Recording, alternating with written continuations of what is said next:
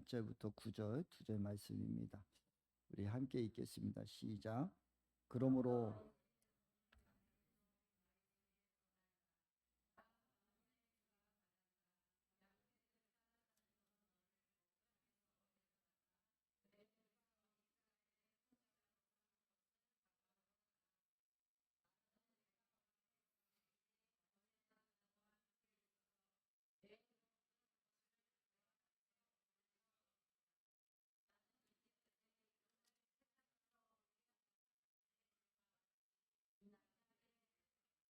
아멘. 이게 다윗의 언약이라고 하나님 말씀하고 있거든요. 하나님께서 다윗에게 이제 그 언약궤를 가지고 나서 하나님 너무 기뻐서 이렇게 말씀해 주시고, 오늘 8절에 말씀하신 것처럼 뭐라고 말씀하시면, 그러므로 이제 너는 나의 종 다윗에게 전하여 나 만군의 주가 말한다. 양떼를 따르던 너를 목장에서 데려다가 내 백성 이스라엘 통치자로 삼은 것은 바로 나다. 나는 내가 어디로 가든지 언제나 너와 함께 있어서 내 모든 원수를 내 앞에 물리쳐 주었다. 나는 이제 내 이름을 세상에서 위대한 사람들의 이름과 같이 빛나게 해주겠다라고 약속해 주시고, 또 하나님이 이 자손을 통해 다윗의 자손에게 끝까지 복을 주시기라고 말씀하셨어요. 그래서 하나님의 마음을 시원케 할 때 하나님을 이렇게 말씀해 주시고 통치해 주셔요. 그래서 다윗이 물론 양떼를 치고 하나님 기름 부으셨지만, 하나님이 사용하는 사람으로 왕으로 세우셨지만, 하나님을 시원케 했던 다윗의 언약궤를 이제 가지고 왔던 그 모습을 보고 하나님 기뻐하신 거예요.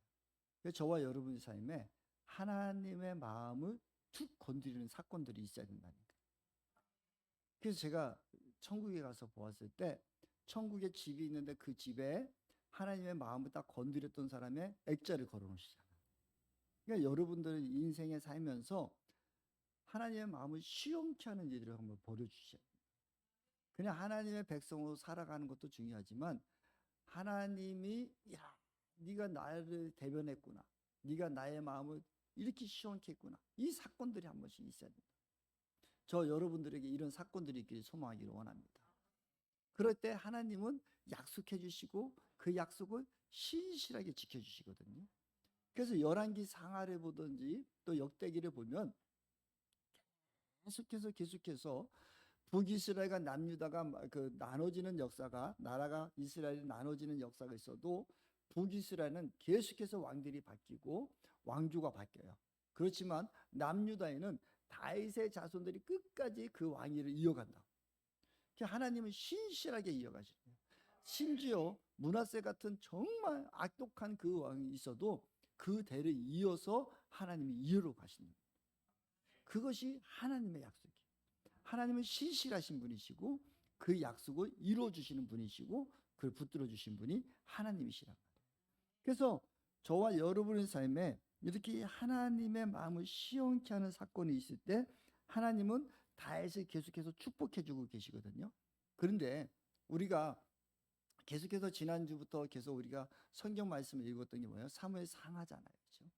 상하를 읽었는데 하나님이 이렇게 신실하게 약속을 지키시지만 또 한 가지가 또 무서운 사건을 우리가 또 발견해야 되는 것은 사무엘하 12장 좀 적었어요. 12장. 사무엘하 12장 그냥 넘기시면 되겠는데 11절부터 15절까지예요. 11절부터 10절부터 봅시다. 10절부터 시작. 이제 내가 너를 10절부터 12장 10절부터 시작. 너는 내 안으로 삼았으므로 이제는 영영 내 집안에서 칼분이 떠나지 않을 것이다. 주님께서 또 이렇게 말씀하십니다. 내가 너희 집안에 재앙을 일으키고 내가 보는 앞에서 내가 너의 아내들도 빼앗아 너와 가까운 사람에게 주어서 그가 대낮에 너의 아내들을 욕보이게 하겠다. 너는 비록 몰래 그러한 일을 하였지만 나는 대낮에 온 이스라엘이 바라보는 앞에서 일을 하겠다. 그때 다윗이 나단에게 자백하였다. 내가 주님께 죄를 지었습니다. 나단이 다윗에게 말하였다. 주님께서 임금의 죄를 용서해 주실 것입니다. 그러므로 주님은 죽지 않으실 것입니다. 그러나 임금님은 이번 일도 주님의 원수들에게 우리를 비방할 비밀을 주셨으므로 밧세바와 임금님 사이에서 태어난 아들을 죽을 것입니다. 나단은 자기 집으로 돌아갔다. 아멘. 오늘 우리가 두 가지 하나님의 신실하심을 보고 싶은데, 우리가 주님 앞에 나아갈 때에 하나님은 우리가 하나님의 마음을 시원케 했을 때 하나님 그 신실한 복을 축복을 주셔요. 근데 이 다윗이 자기의 부하였던 우리의 아내 밧세바를 범하는 사건입니다. 사실은 다윗이 하나님의 축복을 받아서 그렇게 충만하게 살고 누림이 있을 때 이는 밤에 잠이 안 와서라고 얘기를 해요. 그렇다는 것은 낮에 낮잠을 잤다는 거예요.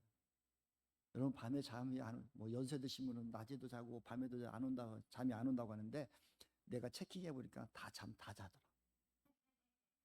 우리 장모님도 내가 워치를 사다가 끼워보니까 7시간 자셨고 8시간 자고 다 자. 근데 어젯밤 한숨도 못 잤대. 근데 시계를 내가 다 체킹해 보니까 잠잔 시간 7시간, 8시간 다 돼. 잠깐 깨서 그러지. 근데 잠을 못 잤대. 그 낮에도 주무셔. 순간순간 늘 졸아. 그 연세 드신 분도 순간순간 졸아도 그냥 이해하셔. 어쩔 수 없어. 그런데 어쨌든 7시간, 8시간 다 주무시더라는 거야. 그런데 이 다윗 왕은 사실 전쟁터에는 왕들이 늘 같이 출정을 해. 이때 근데 다윗 왕은 이제 제자들이 왕은 가만히 있으십시오. 우리가 싸우겠습니다. 요압이나 이러니까 다 자기는 궁정에서 머물러 있기만 하고 그래서 놀다가 정말 그 범죄를 저지르는 거예요. 근데 범죄를 실수는 한 번 할 수도 있어요. 그 실수할 수도 있어요. 그럼 빨리 회개하고 돌아와야 되는데 이 다윗은 그 실수를 덮기 위해서 계속 계략을 하고 그것을 머리를 써가지고 그 우리아를 전쟁터에 있는 사람을 데려다가 오게 하고 술을 먹이고 그래서 그 아내한테 들어가게 해요. 그러면은 그 자식이 임신한 것을 자기가 임신 안 시킨 것처럼 꾸미기 위해서. 근데 그 충성스러운 그 부하는 그러지 않고 그 성전에 머물러 있어요.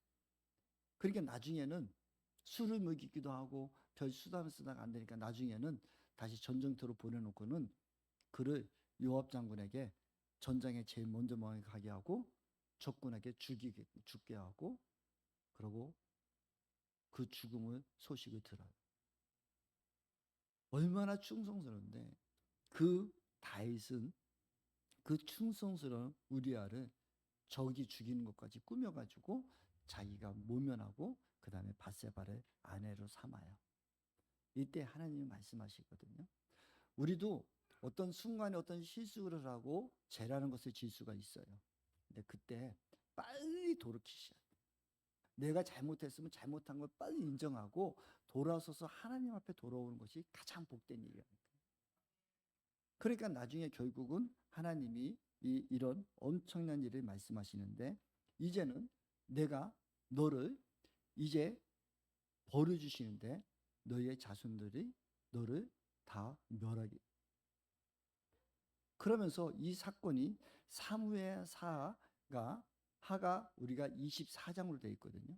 사무엘하 24장인데 12절부터 계속해서 21장까지 그 오늘 말씀하신 그 다윗의 그 행위에 따라서 벌을 받는 그 아들들이 죽이고 서로 싸우고 하는 그 일들이 심지어는 압살롬이라는 아들을 인해서 왕위를 빼앗기고 쫓겨가게 되고 또 압살롬이 아들이 다윗의 후궁들을 남겨놨을 때 그를 범하는 대낮에 범하는 사건이 있어요.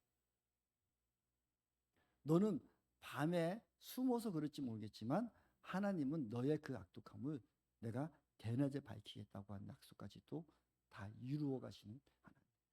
그렇다면 저와 여러분들이 아는 것은 성경, 이 구약 시대 당시에 성경은 이 글씨를 쓰기 위해서는 엄청나게 힘들기도 했고, 그때는 갈대입으로 해가지고 파피루스라고 그렇게 쓰기가 어려운 책이 성경책이에요. 그런데 자그마치 12장부터 14장까지 21장까지 그렇게 많은 양을 이렇게 다윗의 범죄한 후에 그 악함에 대한 하나님의 책망을 낱낱이 적은 이유가 무엇일까? 그것은 하나님은 가장 싫어하는 것은 우리의 죄예요. 저와 여러분들이 죄를 범하지 않는 일이 않도록 늘 조심하기를 소망하기를 원합니다. 하나님이 제일 싫어하는 것은 다른 것이 아니에요. 죄예요.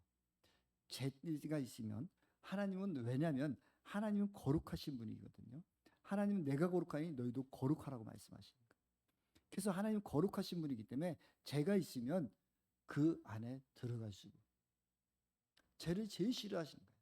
그래서 이목수 목교회 그 선지자님도 마지막 소천하시기 전에 이문근 목사님에게 내가 너에게 마지막으로 하고 싶은 얘기가 하나님이 저에게 마지막으로 해주고 싶은 얘기가 무엇입니까? 했는데 그때 하신 말씀이 무엇이냐면 제가 얼마나 무서운지 알았으면 좋겠다. 네가 제가 얼마나 무서운지 알았으면 좋겠다. 이거예요. 사랑하는 성도 여러분, 저와 여러분들도 이 죄를 날마다 이겨 나가는 저와 여러분들에게 소망하기 원합니다. 하나님은 다윗이 이제 그 일을 하고 회개기도 했을 때 하나님은 용서해 주셨어요. 13절 봅시다.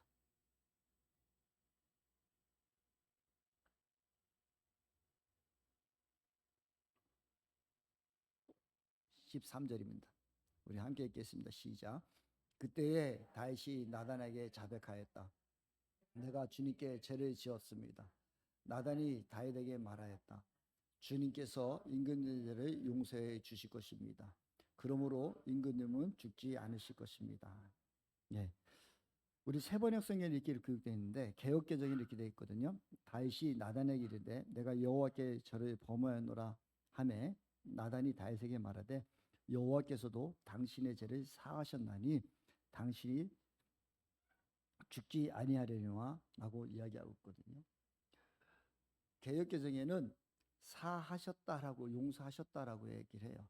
나단 선지자가 다윗의 책망하러 올 때는 벌써 다윗은 회개의 용서를 구했던 모습 같이 보여요.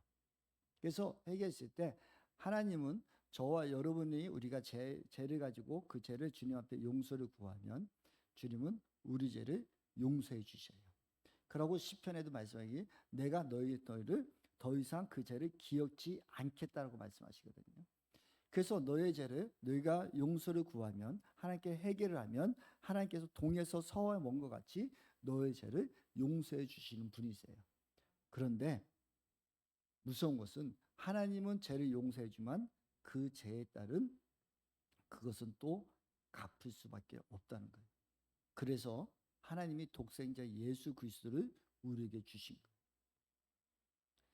그런데 무서운 것은 내가 죄를 범하면 나 혼자 하는 실수가 아니고 다른 사람에게 폐를 끼쳤다면 그 사람은 계속해서 그것 때문에 억울함과 아픔을 겪을 수밖에 없죠. 그래서 공의의 하나님이기 때문에 그 죄값을 하나님은 치르시는 거예요. 그래서 하나님은 너의 죄를 용서했지만 그렇지만 너로 인한 그 죄값을 치러야 되기 때문에 어떻게 해요? 12장부터 21장까지 그 일을 이루어 나가시는 것을 우리는 볼 수 있어요.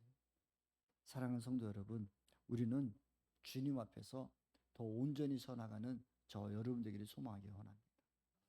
우리가 할 수 있으면 우리가 죄를 짓는 자리에 안 가는 것이 제일 좋고요. 우리가 죄에 노출되지 않기를 소망하기를 원합니다. 하나님은 지금도 우리를 위해서 예수님이 십자가에 못 박혀 죽으시고 그 보혈의 피를 지금도 흘려주고 계시는 거예요. 주님께서 저에게 말씀하셨던 것이 이거였었어요. 하나님이 저를 만났을 때 천국에서 저를 만나고 주님이 저에게 부탁했던 것이 이거였습니다. 사랑하는 아들아, 네가 나를 사랑하니? 내 주님 사랑합니다. 그러면 나의 보혈을 아껴줄 수 없겠더니. 우리가 죄를 지면 예수의 보혈을 우리가 회개할 때 그냥 회개하는 것이 아니라 예수의 피로 우리의 죄를 씻어야지 정결케 되는 거예요. 왜냐하면 구약에서도 우리의 죄를 지은 사람들이 속죄제를 지을 때는 짐승을 가지고 와서 아니면 무엇을 가져와서 그의 피를 바르게 돼 있었거든요. 그래서 우리가 죄를 짓게 되면 우리가 속죄제사를 되면 다른 하나가 희생할 수밖에 없게 되어져 있어요. 우리의 죄값을 치를 수. 그래서 예수님이 죄 없이 예수님이 왜 이 땅에 오실 수밖에 없고 왜 남자의 후손이 아니고 여자의 후손으로 올 수밖에 없는 것은 남자의 후손은 아담이 이미 범죄를 했기 때문에 그 죄의 뿌리는 흐르고 있단 말이에요. 그래서 죄의 뿌리의 근원을 끊어는 여자의 후손으로 오셔서 그가 십자가에 못 박혀 돌아가시고 그 이후에 하나님이 그 예수의 보혈로 우리 죄값을 치르라고 말씀하시고 내가 너희의 죄값을 다 치렀다라고 말씀해 주시는 거예요. 예수님이 십자가에 못 박혀 돌아가시기 전에 모세와 엘리야가 하늘부터 와서 변화산이라는 곳에 갑니다. 변화산이라는 곳에 와서 그 예수님의 옷까지도 눈빛처럼 세상에 어떤 세탁자도 씻을 수 없고 빠를 수 없는 그 빛나고 흰 옷으로 예수님의 복장도 바뀌시고 변화가 되었어요. 그러면서 거기서 뭐라고 말씀하냐면 그들이 회의를 했다고 얘기하고 있어요. 그 이유는 엘리야와 모세가 다시 천국에서 내려와서 예수님과 같이 회의를 하는데 무슨 회의를 했을까요? 다른 회의를 한 것이 아니라 예수님이 십자가에 돌아가실 그 사건에 대해서 이야기를 했다고 말씀하고 있어요. 그만큼 예수님이 십자가에 못 박혀 돌아가시고 예수님 외에는 구원을 이룰 수 없기 때문에 오죽하면 엘리야와 모세가 그곳에 와서 예수님과 같이 당신이 이 십자가에 못 박혀 죽어야지만이 모든 사람의 죄를 사하실 수 있습니다. 그래서 천국 백성으로 인도할 수 있습니다. 그 사건을 가지고 이야기하고 있는 거예요. 사랑하는 성도 여러분, 그래서 예수님 외에는 구원을 이룰 수가 없는 것이 이뿐. 어떤 것도 죄값을 치를 수 있는 사람은 예수님밖에 없다는 거예요. 우리가 무엇을 죄값을 치른다? 여러분 어떤 사고가 났을 때 내가 미안합니다. 보상해 주겠습니다. 보상을 해서 죄값을 치른 것 같지만 그 안에 서로 간의 마음의 상처들은 온전히 씻을 수도 없어요. 그런 것들이 있잖아요. 그것처럼 우리가 죄값을 치른다? 이건 우리의 힘으로 할 수 없는 오직 예수 그리스도의 보혈만이 우리의 죄값을 치를 수 있다는 것입니다. 그런데 오늘 저와 여러분들이 더 살펴야 될 말씀은 14절입니다. 14절 한 번 더 함께 봤으면 좋겠습니다. 함께 읽겠습니다. 시작. 그러나 임금님은 이번 일로 주님의 원수에게 우리를 비방할 비밀을 주셨으므로 밧세바와 임금님 사이에 태어난 아들은 죽을 것입니다. 아멘. 문제는 원수들에게 비방할 것을 비밀을 주었다는 거예요. 여러분, 저와 여러분들의 인생의 삶에 있어서 죄를 짓지 않고 살 수는 없을 거예요. 순간순간 있지만 왜 죄가 더 무서우냐면 그 무서운 이유는 사단에게 우리를 비밀을 주는 거예요. 사단은 참소하는 영이에요. 그래서 우리가 뭐 실수했으면 너 또 그랬지 그랬지 하고 우리를 자존감을 자꾸 무너뜨려. 너 그거 하지 말아야 또 했지? 너 옛날에 이런 일 했었지? 하며 저와 여러분의 삶에 사단은 계속해서 우리를 그것으로 끌고 가려고 하고 우리의 삶을 계속 피폐하게 만든다. 너 예전에 이런 일 있었잖아.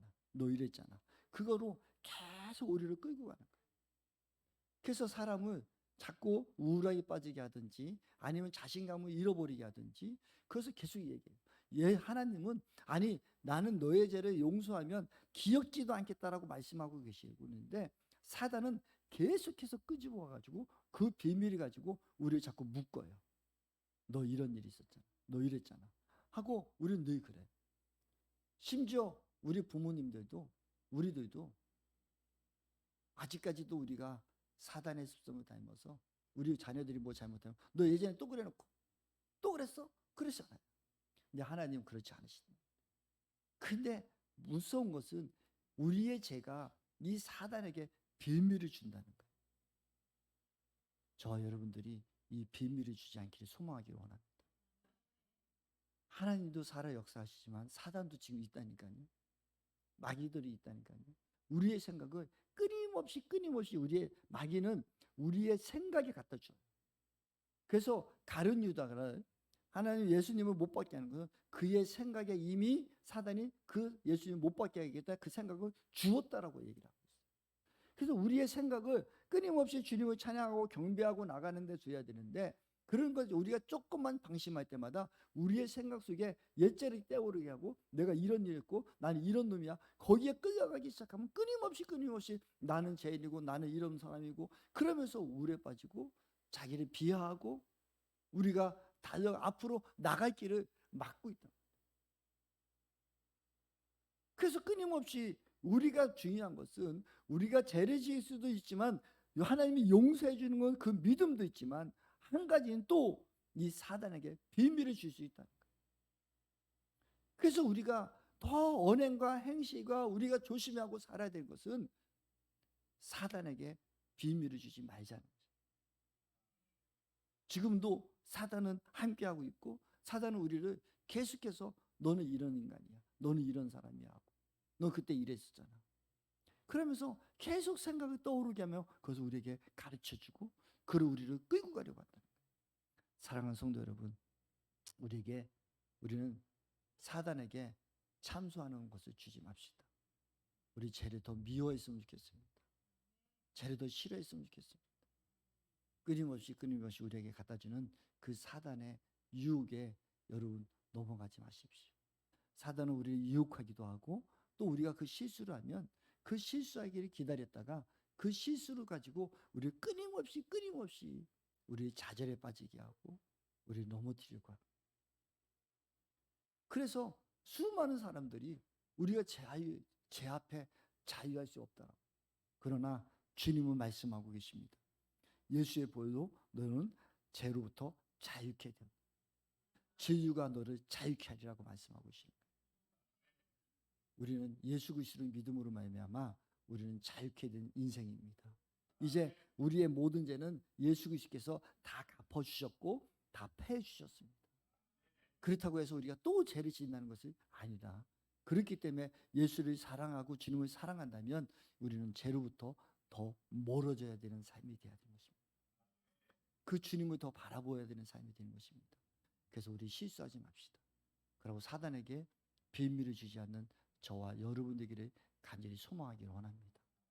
우리가 죄를 짓는 거 그냥 실수할 수 있어 그럴 수 있어 그렇지만 더 무서운 것은 저와 여러분들을 온전히 살지 못하도록 계속해서 우리를 짓누르고 우리를 또 참혹하게 만드는 그런 일이 있다는 것입니다. 특히 우리 어린아이들에게는 더 그런 일이 있을 수 있습니다. 우리 아이들을 양육하고 기를 때 늘 여러분들이 한번 용서했으면 이제는 여러분들 기억이 남는다 하더라도 그 기억을 버리십시오. 너 예전에 이랬지? 너 이랬으니까 이러면 안 돼. 그것을 이제는 잃어버리십시오. 자꾸 축복해 주십시오. 그들을 품어주시고 안아주십시오. 그리고 인정해 주십시오. 아이들에게 너 이랬지 야단치기 이전에 저와 여러분은 어쩌면 더 하지 않으셨어요? 더 실수하지 않으셨어요? 나도 그랬는데 그거 이제 용서할 수 있는 우리가 됐으면 좋겠습니다. 그래서 하나님께서는 빌립보서나 아니면 골로새서의 에베소서에 말씀하시기를 뭐라고 말씀하면 너희 자녀들을 노엽게 하지 말아라고 하잖아요. 우리 자녀들을 자꾸 노엽게 하지 마시고 사랑으로 품어주시고 안아주시고 우리도 이제는 하나님 앞에서 하나님의 진정을 사랑한다면 죄로부터 멀어지는 인생 되기를 소망하기를 원합니다. 그것은 하나님 우리를 용서해 주시지만 사단은 우리를 끊임없이 그것을 가지고 우리를 좌절시키려고 하고 우리를 무너뜨리려고 할 것입니다. 우리는 주님을 더 바라봤으면 좋겠습니다. 그래서 죄로부터 이제 자유케 되시고 이제 앞으로는 우리가 사단에게 비밀을 주지 않는 우리의 삶이 되기를 간절히 소망하기를 원합니다. 그래서 날마다 행복하고 기쁨으로 살아갈 수 있는 우리 모두 됐으면 좋겠습니다. 요번에 이제 추석 되면 우리 자녀들도 많이 만날 테고 또 많은 사람들 만날 거예요. 근데 많은 사람들이 너 예전에 이랬었지 아니면 너 예전에 뚱뚱했는데 이렇게 젊어졌다 뭐 이러면서 옛날의 그 모습을 좋은 추억을 기억하지 않으시고 어떤 그런 모습으로 기억했을 때 서로 마음에 상처 안 줬으면 좋겠습니다. 우리 오늘 또 결단했으면 좋겠습니다. 명절을 앞두고 우리 서로 인사할 때마다 좋은 모습으로 자꾸 축복해 줬으면 좋겠어요. 너 옛날에 나 아빠한테 이렇게 해서 좋았고 네가 예전에 삼촌한테 이랬으면 좋았고 좋은 모습들만 더 떠올려서 서로 축복해 줬으면 좋겠습니다. 우리가 예전에 그 아이의 아니면 그 삶에 어떤 조금 부족한 부분을 드러낸다면 어쩌면 우리도 사랑의 종이 사단의 종이 될 수도 있거든요. 이제 그런 것은 우리도 잃어버리시고 더 좋은 것으로 서로 칭찬해주고 격려해주면서 우리 함께하고 그래서 즐거운 명절도 되고 앞으로의 우리의 삶도 더 즐거운 삶이 되기를 소망하기 원합니다. 하나님 그래서 우리에게 말씀하십니다. 너희의 모든 죄를 용서해 주셨다. 이제 내가 너를 용서해 줬으니 너는 자유케 되라. 하나님이 우리를 자유케 됐다고 하는데 우리가 자유하지 못할 것이 무엇이 있습니까? 여러분 앞으로는 우리가 사단의 비밀을 주지 않는 삶을 살기를 결단하고 나가는 저 여러분 되기를 간절히 소망하기를 원합니다. 그래서 우리가 좋은 것만 받고 앞만 바라볼 수 있는 우리 모두가 됐으면 좋겠습니다. 우리 찬송가 540장